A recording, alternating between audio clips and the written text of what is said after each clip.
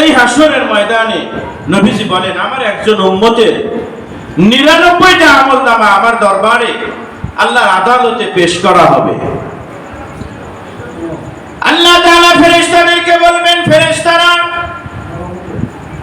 আমার এই বান্দার আমলনামাগুলো যাচাই বাছাই করো, আমার এই বান্দার 99টা আমলনামার খবর নাও। ফেরেশতারা আমলনামাগুলো খুঁজতে থাকবে, যাচাই বাছাই করতে থাকবে। 1 2 3 এরকম করতে করতে সব আমলনামা শেষ। 99টা খাতা, 99টা আমলনামা, কোন নেক আমল নাই। কেমন মনে হবে ওই সময় বলেন? 99টা আমলনামার ভিতরে একটা নেক আমল নাই। রাসূলুল্লাহ সাল্লাল্লাহু আলাইহি ওয়াসাল্লাম হাদিসের ভিতরে ইরশাদ ফরমান, আল্লাহ রাব্বুল আলামিন যখন এই ঘোষণা করবেন, ফেরেশতারা তার আমলনামাগুলো যাচাই বাছাই করতে থাকবে।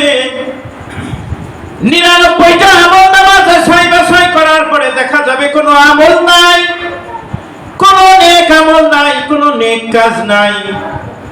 তখন ওই গুনাহগার বান্দা হতাশ হয়ে যাবে, মনে মনে কান্না করতে থাকে, মনে মনে আল্লাহকে ডাকতে থাকে, আল্লাহ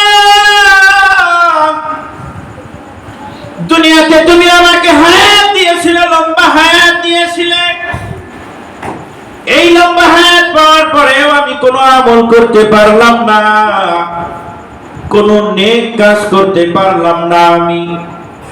আয় আল্লাহ, আজকে হাসরের ময়দানে আমি বিপদে পড়ে গেলাম। আল্লাহ, এই হাসরের ময়দানে আমাকে বিপদ থেকে উদ্ধার করার মতো কেউ নাই।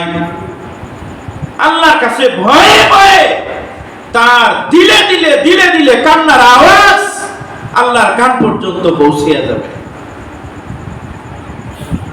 খুব ভয় পেয়ে যাবে, আজকে আমার জাহান্নামের ফয়সালা হয়ে যাবে। ফেরেশতারা আল্লাহর কাছে রিপোর্ট দিবে, আল্লাহ এই 99টা আমলনামার ভিতরে একটা ভালো কাজ তোমার এই বান্দার নাই। আল্লাহ তাআলা বলবেন, তাই নাকি? ঠিক আছে, 99টা আমলনামা একটা পাল্লায় উঠায়া দাও। আল্লাহ বলবেন, ওর একটা আমলনামা আমার কাছে আমি জমা রাখছি, ওর একটা আমলনামা আমি আমার কাছে রেখে দিয়েছি, এই আমলনামাটা অন্য পাল্লায় উঠায়া দাও। আল্লাহ তাআলা একটা কাগজের টুকরা দিবেন ফেরেশতাদের হাতে।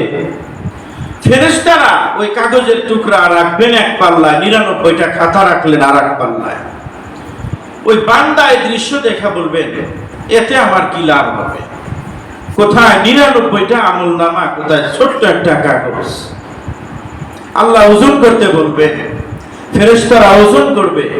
নবীজি হাদিসের ভিতরে বলেন, ওই এক টুকরা কাগজ এই পাল্লাটা ওই 99টা খাতা যেই পাল্লায় রাখা আছে ওর চেয়ে অনেক থেকে অনেক গুণে ভারী।